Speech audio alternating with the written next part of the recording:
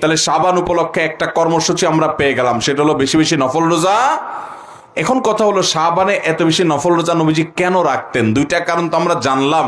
তো এইটা অবহেলার মাস, সেজন্য রোজাটাই কেন নবী সাল্লাল্লাহু আলাইহি সাল্লাম রাখতেন? অন্য কোনো নফল আমল তো করতে পারতেন।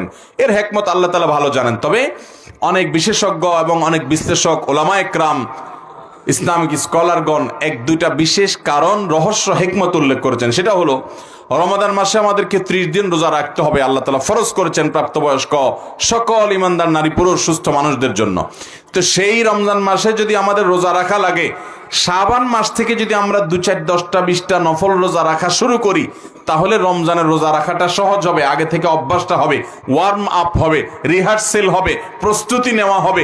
হঠাৎ করে যদি রমজান রোজা শুরু করেন, অনেকে দেখা যায় সারা বছর রোজা রাখেন না, তো দেখা যায় হঠাৎ করে রমজান রোজা রাখার কারণে সে অসুস্থ হয়ে পড়ে, কিংবা তার রোজার সাথে সে শুট করতে পারে না, অসুবিধা তৈরি হয়। এই জন্য নবী সাল্লাল্লাহু আলাইহি সাল্লাম হয়তোবা আগে থেকে প্রস্তুতি নিয়ে নিতেন।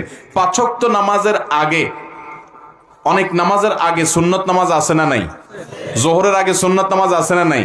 ফজরের আগে সুন্নত আছে না নাই? আবার কোন কোন নামাজের পরেও কি আছে? সুন্নত।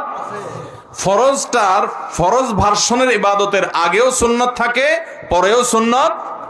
এই সুন্নতের একটা কারণ এটাও, যদি বান্দার কিয়ামতের দিন ফরজের মধ্যে কোনো ঘাটতি থাকে, তাহলে নফল বা সুন্নত দিয়ে আল্লাহ তাআলা সে ঘাটতি পূরণ করে দিবেন। আর সুন্নাতের রিহার্সেলের মাধ্যমে ফরজটা যাতে সুন্দরভাবে হয়, সেটার জন্য প্রস্তুতির জন্য এই ব্যবস্থা আল্লাহ তাআলা রেখেছেন। ঠিক একইভাবে রমাদানের 30 দিনের যে ফরজ রোজা আমাদেরকে রাখতে হবে, তার আগে শাবানে কিছু নফল রোজার অভ্যাস করা, আবার শাবানের পরে শাওয়ালের 6 রোজা রাখা।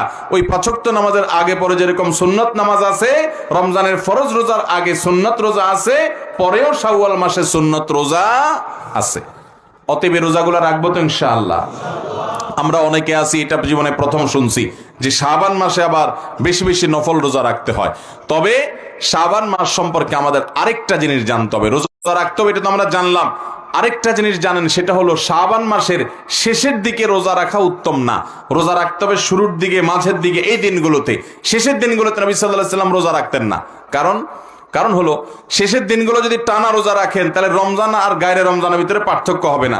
এই জন্য আপনি শাবানের শেষের দিকে আর রোজা রাখবেন না, আপনি রোজার জন্য অপেক্ষা করবেন, রমজান থেকে শুরু করবেন। না হলে রমজানের আলাদা কোনো বৈশিষ্ট্য এটা বোঝা যাবে না যে টানা রোজা রাখছেন আপনি। এই জন্য শেষের দিকে নবীজি সাল্লাল্লাহু আলাইহি সাল্লাম এই মাসের রোজা রাখতেন না। বিশেষ করে একেবারে শেষের দিন, যেটা শাবানের লাস্টের দিন, যেটাকে বলা হয় ইয়াউমুশ শক বা সন্দেহের দিন।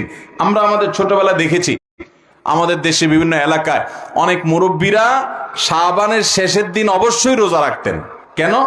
তারা মনে করতেন শাবানের চাঁদ, এটা রমজানের চাঁদ দেখা যায় নাই শাবানের শেষের দিন। ধরুন শাবান 30 হলো, তো 29 তারিখে চাঁদ দেখা যায় নাই সারা দেশে, ওনারা 30 তারিখে শাবান, কিন্তু সেদিন তারা রোজা রাখতেন। কেন?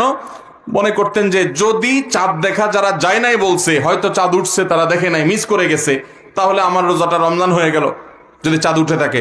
আর যদি চাঁদ না উঠে থাকে তাহলে শাবান হয়ে গেল।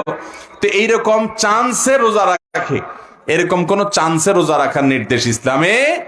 নবী সাল্লাল্লাহু আলাইহি সাল্লাম বলেছেন, দা মা ইউরিবুকা ইলা মা লা ইউরিবুক, তোমার যা সন্দেহ হয় এটাকে সন্দেহের ঊর্ধ্বে উঠে সেই ইবাদতের দিকে নিয়ে যাও, সন্দেহপূর্ণ কিছু করা যাবে না। এই জন্য শাবানের শেষের দিনে রোজা রাখা নিষেধ। শেষের দিকে রোজা রাখবো না, বরং পুরো মাস রোজা রাখবো।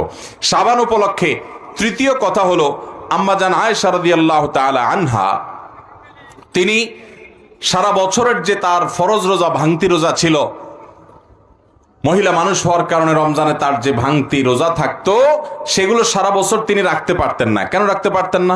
কারণ নবী সাল্লাল্লাহু আলাইহি সাল্লামের সাথে থাকতেন। নবীজি আইয়ামে বীজের রোজা রাখতেন না। আইয়ামে বীজ মানে চন্দ্র মাসের 13, 14, 15। এই যে 13, 14, 15 এই রোজাগুলোর ফজিলত আমরা অনেকে জানি না। নবী সাল্লাল্লাহু আলাইহি সাল্লাম এগুলো রাখার জন্য বহু সাহাবীকে ওসিয়ত করে গেছেন। আজকে আমাদের বাংলাদেশের বাস্তবতা, শুধু বাংলাদেশ না, সারা পৃথিবীতে শয়তানের শয়তানি এই পরিমাণ বেড়েছে, প্রতিটা ঘরে ঘরে দুষ্টু জিনে আক্রান্ত এবং ব্ল্যাক ম্যাজিকের রোগী প্রায় প্রতিটা ঘরে ঘরে আছে, আমরা টেরও পাই না। অসুস্থ, শরীর দুর্বল, কোনোভাবে কোনো রোগ ধরা পড়ে না, কোনো অসুবিধা দূর হয় না, জীবনে বরকত নাই, একের পর এক সমস্যা, এরকম নানাবিধ সমস্যা আমাদের জীবনে আছে। বেশিরভাগ মানুষ হয় ব্ল্যাক ম্যাজিকে আক্রান্ত, কিংবা দুষ্টু দিনের প্রভাবে মানুষ অসুস্থ, নানা রকম কষ্টে মুসিবতে আছে। এগুলো থেকে বাঁচার জন্য এই আইয়ামে বীজের রোজা, এটার গুরুত্ব অপরিসীম। চান্দ্র মাসের 13, 14, 15 এই দিনগুলোতে সাধারণত ওই যে জাদুকরেরা, ব্ল্যাক ম্যাজিশিয়ানরা ব্ল্যাক ম্যাজিকটা বেশি করে, কালো জাদু বেশি করে। ওই দিনগুলোতে, এই দিনগুলোতে যারা রোজা রাখে আল্লাহ তাআলা তাদেরকে সেফে রাখেন, তারা এটা থেকে নিরাপদে রাখেন, বহু অভিজ্ঞতা দ্বারা এটা প্রমাণিত। অতএব আইয়ামে বীজ অর্থাৎ চান্দ্র মাসের 13, 14, 15 এই 3 দিন আমরা নফল রোজা রাখার চেষ্টা করবো ইনশাআল্লাহ। তো বলছিলাম আম্মা জান আয়েশা রাদিয়াল্লাহু তাআলা আনহা সারা বছর তার ভাঙতি রোজা রাখার সুযোগ পেতেন না, কারণ একদিকে সোমবার, বৃহস্পতিবার আইয়াম বীজের রোজা এগুলো নবীজি রাখতেন, তিনিও রাখতেন। আর বাকি দিনগুলোতে নবী করিম সাল্লাল্লাহু আলাইহি ওয়াসাল্লাম তার সাথে থাকতেন, কখন নবীজির হক আদায় করতে হয় সেজন্য তিনি রোজা রাখতে পারতেন না। এগুলো শেষ পর্যন্ত শাবানে আসলে নবীজি পুরো মাসই নফল রোজা বেশিরভাগ রাখতেন দিনগুলো, ওই ফাঁকে তিনি তার ফরজ রোজাগুলো রাখতেন। এই জন্য এখান থেকে বোঝা যায়, যদি আমাদের কারোর আগের বছরের ভাঙতি রোজা থাকে অসুস্থতার কারণে, সফরের কারণে, মহিলাদের মাসিকের কারণে, তাহলে সেই রোজাগুলো শাবানের মধ্যে রেখে ফেলা উচিত। এটা হলো শাবান উপলক্ষে তৃতীয় গাতব্য বিষয়। প্রথম গাতব্য বিষয়, বেশি বেশি নফল রোজা রাখবো কেন, 2 কারণ বলেছি। দ্বিতীয় গাতব্য বিষয় বলেছি যে শাবান মাসে বেশি রোজা রাখবো ঠিক আছে, কিন্তু শাবানের শেষের দিন রোজা রাখবো না, শেষের দিকে রাখবো না। তৃতীয় গাতব্য বলেছি, কাজা বা ভাঙতি রোজা যদি আগের বছরে থাকে তো এই শাবান মাসের মধ্যেই সেটা রেখে ফেলতে হবে, কারণ রমজান আসলে নতুন রোজা রাখতে হবে, আগেরগুলা ক্লিয়ার করে ফেলা উচিত।